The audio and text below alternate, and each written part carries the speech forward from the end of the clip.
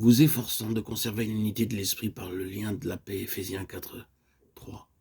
Aujourd'hui, nous entendons beaucoup parler de l'unité parmi les croyants et les églises.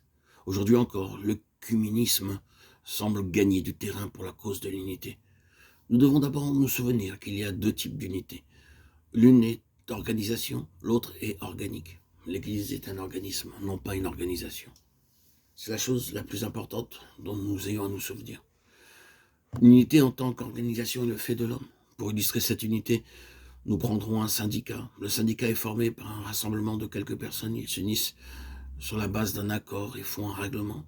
Les membres sont d'accord sur ce règlement, versent des cotisations en tant que membres et assistent à toutes les réunions.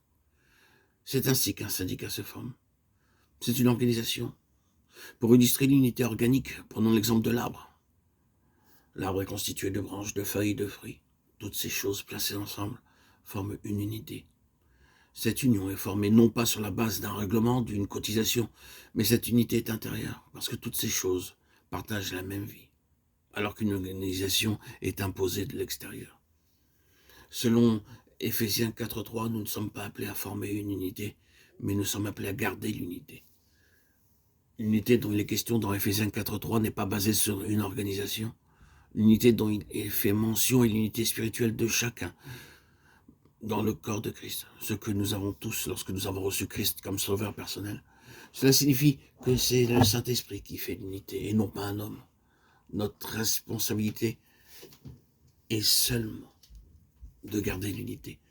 Mais la triste chose aujourd'hui dans la chrétienté, c'est que les hommes essaient de faire l'unité. Ceux qui ne sont pas nés de nouveau, qui ne sont pas habités par le Saint-Esprit, vont ensemble dans ce qui est appelé mouvement. Ils déforment l'écriture et la vérité. De tels hommes ne peuvent produire qu'une organisation. L'Église de Dieu, elle, est une unité organique, constituée par le Saint-Esprit. L'unité du Saint-Esprit est fondée sur les unités mentionnées au verset 4 à 6. Un seul esprit, un seul Seigneur, un seul Dieu et Père. Le corps de Christ est composé d'individus qui ont été régénérés par le Saint-Esprit. Ces personnes ont chacune un arrière-plan, couleur, nationalité, mais sans s'attacher aux différences.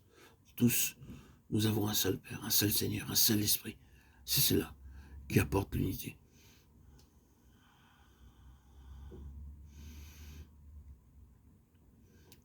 Nous ne sommes pas appelés à faire l'unité, mais à garder l'unité.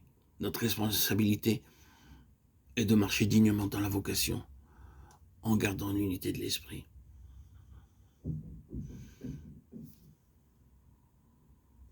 La marche du croyant est caractérisée par 4 choses.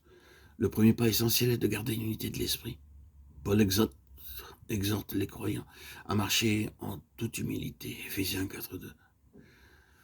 L'humilité est une attitude de l'esprit. Tous ceux qui sont nés de nouveau sont un en Christ. C'est notre responsabilité de garder une unité.